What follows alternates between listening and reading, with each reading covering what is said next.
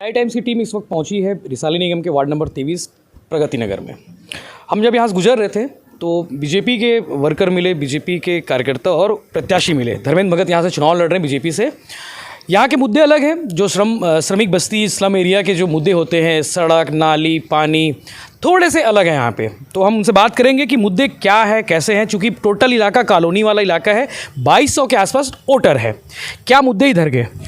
यहाँ मुद्दे सारे, जैसे कि सबसे रिसाली निगम का ये सबसे रिहासी इलाका है और सबसे ज़्यादा टैक्सेस हमारे यहाँ के लोग पे करते हैं, मगर फिर भी आज भी यहाँ के लोग नाली सड़कों के लिए जूझ रहे हैं। और एक एक छोटी छोटी सी समस्याओं को लेकर हमारे पूर्व एल्डरमैन रहे, उनके पास गए, पूर्व पार्षद रहे, उनके पास गए, मगर कभी भी उनकी कोई समस्याओं को किसी ने सुना नहीं और ना ही उसे पूरा किया है, सिर्फ वादे। क्यों ऐसा हुआ? मतलब वो निराकरण क्यों नहीं कर पाए? क्योंकि टैक्स ज़्यादा मिल रहा है, एल्डरमैन भी यहाँ से रहे, पार्षद भी रहे, क्यों ऐसा?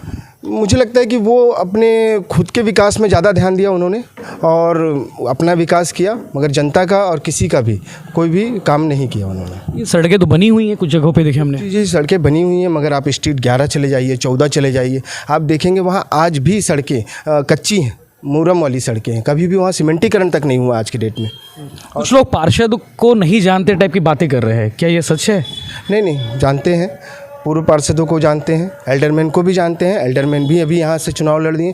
जिस क्षेत्र में हम अभी खड़े हैं ये उनका ही ये क्षेत्र है, मगर ये अपार्टमेंट जो है यहाँ भी आज भी लाइटें नहीं हैं प्रॉपर। वैसे शाम को आके आप देखेंगे बुजुर्ग यहाँ बैठते हैं, कोई एक छोटा सा सियान सदन नहीं है, एक भी गार्डन इस वार्ड में नहीं है, छोटे भी। और यहाँ मंदिर है पीछे, आप चले जाइए, भैंसों का खटाल है। ऐसी गंदगी है जिसका मतलब मैं आपको व्याख्या नहीं कर सकता कि किस तरह के वहाँ के लोग वहाँ के रह रहे हैं, निवासरत हैं। कुछ लोग आवारा मवेशी से परेशान और आवारा कुत्तों के आतंक से भी परेशान है, ये हम लोग को कुछ लोग बता रहे थे, ये सच है इधर की? बिल्कुल सच है। और यहाँ सबसे ज़्यादा देखिए, रिहासी इलाका होने के साथ साथ यहाँ पे चोरियाँ हमेशा लगातार बढ़ती रहती हैं।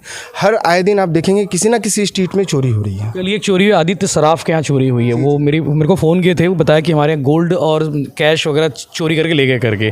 तो ये वारदात लगातार है यहाँ पे? ये लगातार है। और मैं खुद अपने घर में भी, मेरे यहाँ भी चोरी हुई है ये चीज़ की 2019 में। और अभी 3 दिन पहले हमारे घर के जस्ट सामने में भी एक चोरी हुई है। यहाँ चोरी लगातार बढ़ रही है और प्रशासन का कोई ध्यान नहीं है। तो छत्तीसगढ़ के बड़े मंत्री का इलाका है, फिर कैसे ये सब वारदातें? वही ये गृह मंत्री का इलाका होते हुए भी हम इस तरह से जूझ रहे हैं अपनी समस्याओं को लेकर। अभी कितनी सीटें जीतेगी मतलब बीजेपी 40 में से रिसाली में? स्थानीय सरकार हम बना रहे हैं, भाजपा की पूर्ण बहुमत के साथ सरकार बनेगी, ये मेरा दावा है। मंत्री जी दौरा कर रहे हैं, फिर भी बीजेपी जीत जाएगी? जनता ने बदलाव ठान लिया है, बदलाव करके रहेगी जनता, और वो भाजपा के पक्ष में मतदान करेगी।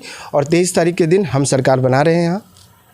ये तो मुद्दे हो गए वार्ड के। अगर रिसाली निगम क्षेत्र की बात करें, 40 वार्ड है, क्या क्या विषय हो सकते हैं? चूँकि हाल ही में निगम बना है, अब लोगों की उम्मीदें क्या हैं?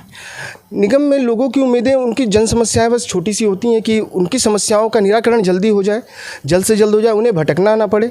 और रोड नाली ये समस्याएं तो हमेशा है, लगातार है। और विकास लोग बोलते हैं मगर करते नहीं। आज तक इस वार्डों में विकास नहीं हो पाया और कांग्रेस की सरकार होते हुए 3 सालों से अभी तक यहाँ विकास नहीं हो पा रहा है। हमारे लिए दुर्भाग्य है कि हमारे गृह मंत्री यहाँ से आते हैं, हमारे मुख्यमंत्री का गृह ग्राम जिला है ये, फिर भी यहाँ पे उस तरह का विकास नहीं हो पाया अभी तक। धर्मेंद्र भगत की हम बात करें, उनकी बायोग्राफी की बात करें, तो धर्मेंद्र भगत कौन है? जी, धर्मेंद्र भगत एक छोटा सा भाजपा का कार्यकर्ता है जो लगातार जनसेवा में जुड़ा हुआ है।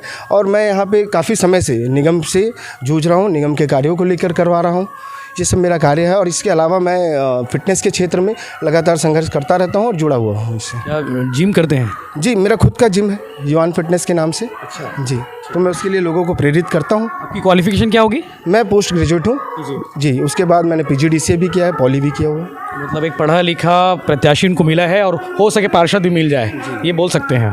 तो ये थे धर्मेंद्र भगत, वार्ड नंबर 23 प्रगति नगर के पार्षद प्रत्याशी, जिनका दावा है कि इस बार बीजेपी रिसाली निगम में पहली मेयर जो होगी, चूँकि OBC मेयर आरक्षण है महिला का, तो पहली मेयर जो होगी रिसाली निगम में वो बीजेपी की होगी, इनका दावा है। इस तरह के बाकी वार्डों और बाकी चुनावी चौपालों के लिए भिलाई टाइम से जुड़े रहिए और सब्सक्राइब जरूर करिए।